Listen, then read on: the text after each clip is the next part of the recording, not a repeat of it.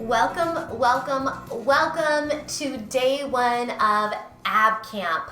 I am so glad you're here. I'm your camp counselor, Dr. Brianne Grogan. I am a physical therapist and a women's health and nutrition coach, and I love focusing on all things core and pelvic floor related.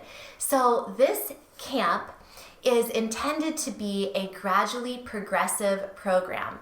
So I really encourage you to start at day one and work your way forward all the way till the end. The moves that I'm going to show you are generally safe for people with diastasis recti, which is the split in the muscles of the anterior abdominal wall. And it's also safe for people with pelvic floor issues such as prolapse. Now, if you have a lot of pelvic floor tension and pain, then this might be too much for you. You might want to focus more on my relaxing, releasing, and stretching videos that I have. And then you can come back to this at a later date when you're feeling better.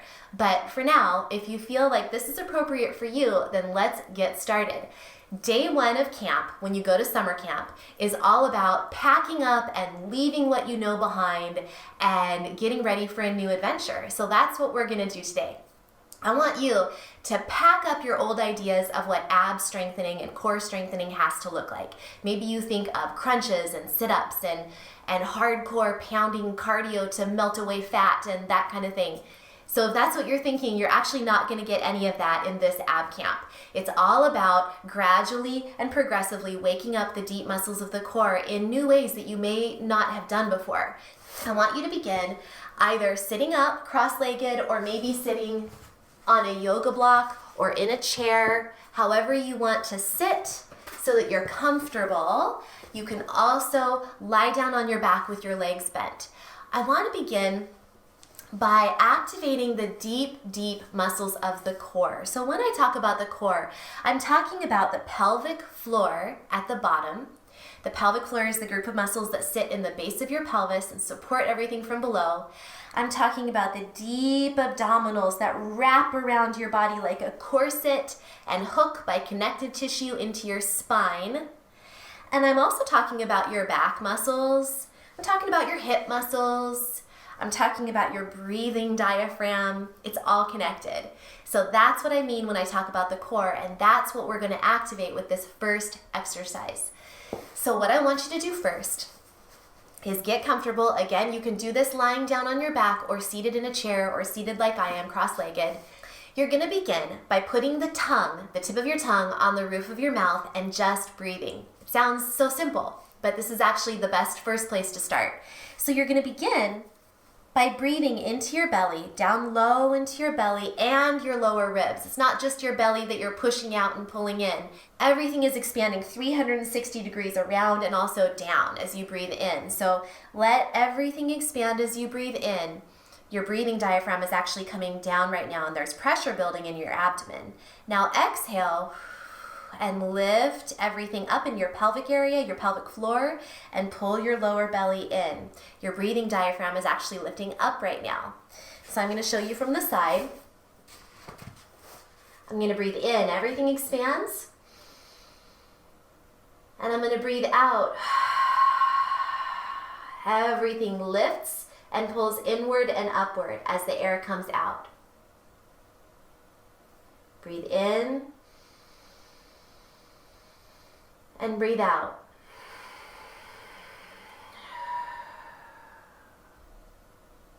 Now this time when you breathe out, I want you to bring even more power into this by going shh,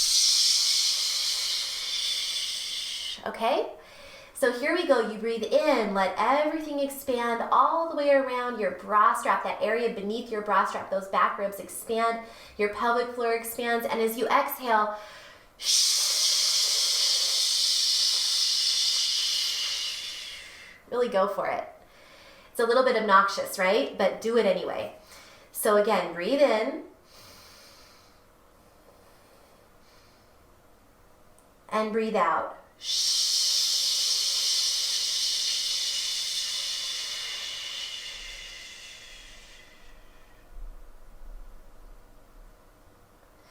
Hope hopefully that's given you an initial sense of where your core is, including the breathing diaphragm, the pelvic floor, the abs, the back, everything.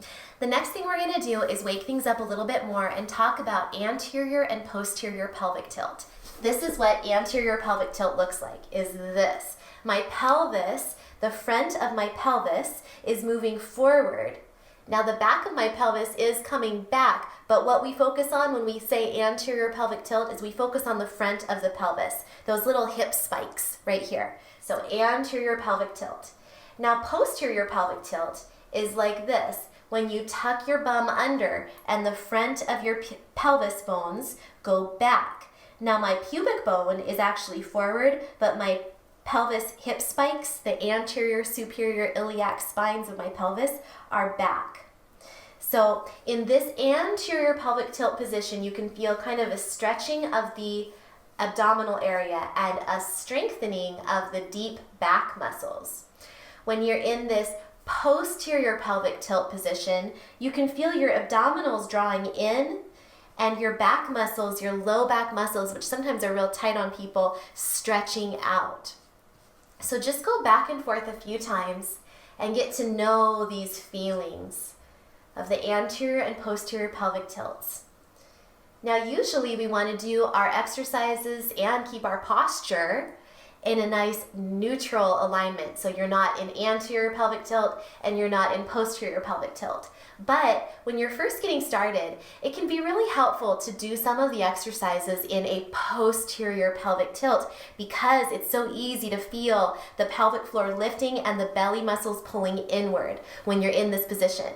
So let's actually do our first exercise in this posterior pelvic tilt position.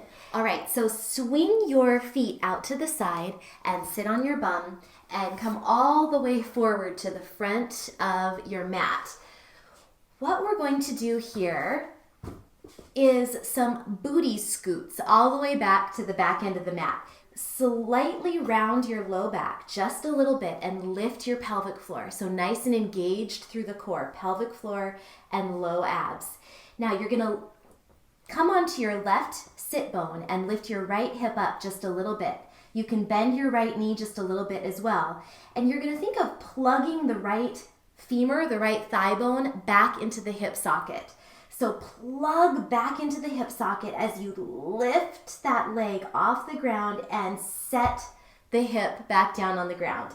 Now left side, shift to your right hip, bend the left knee just a little bit and plug the left sit bone back and the left femur bone back into the hip socket. So it's a plugging back on each side. Plug it back. Really feel your core strongly engaged and breathe with this. So exhale, exhale. Really feel that plugging back into the hip socket as you shift one side back and then the other.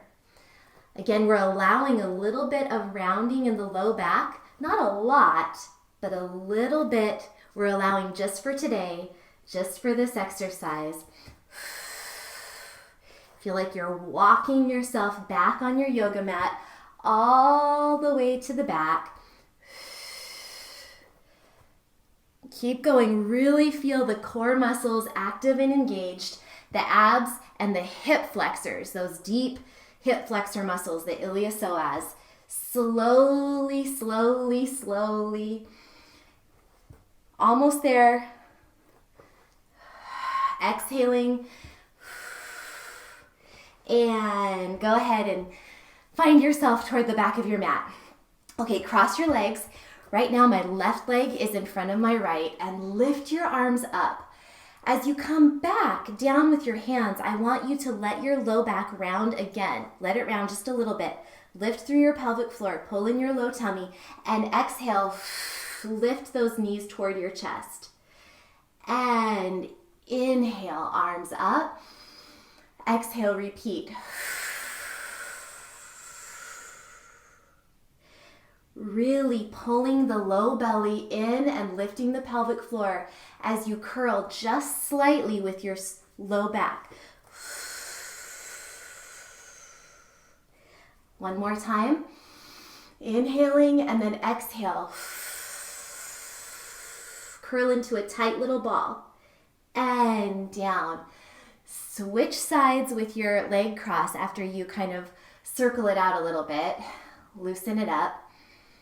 Okay, so switching sides with your leg cross. Now my right leg is in front of my left. And inhale, arms up.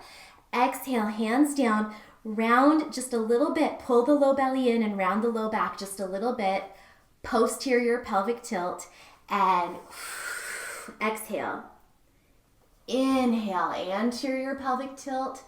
Exhale, posterior pelvic tilt. Belly pulls in and exhale. Tight little ball. Inhale, anterior pelvic tilt. Exhale, posterior pelvic tilt. Exhaling, belly pulls in. And one more. Inhale and exhale. Okay. Circle it out. And I'm going to come forward just a little bit more. You can stay where you are if you'd like. You're going to bring your feet together, knees apart. Plant your hands down by your hips. Lean back just a little bit. Be in a slight posterior pelvic tilt so you're slightly rounded through the low back just for today so you can access those abs a little bit better. Be sure you're lifted through the pelvic floor, engaged through the Kegel muscles, the pelvic floor muscles, and then lifted through the low belly, pulled in through the low belly, and bring your knees so that they're open to the right, sort of diagonal position. And you're going to come into a tight little ball, belly really pulling in.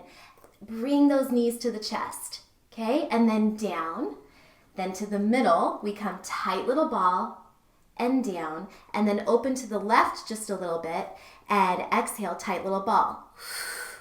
And then back to the middle, tight little ball, and then to the right, tight little ball and down to the middle, tight little ball and down to the left, tight little ball and down to the middle, tight little ball and down. Okay, keep going with that. I'm going to join you in just a second, but I want you to remember to really lift your pelvic floor and pull your low belly in and exhale as you go into the tight little ball. Okay, so pelvic floor and core is really engaged and you're exhaling as you go.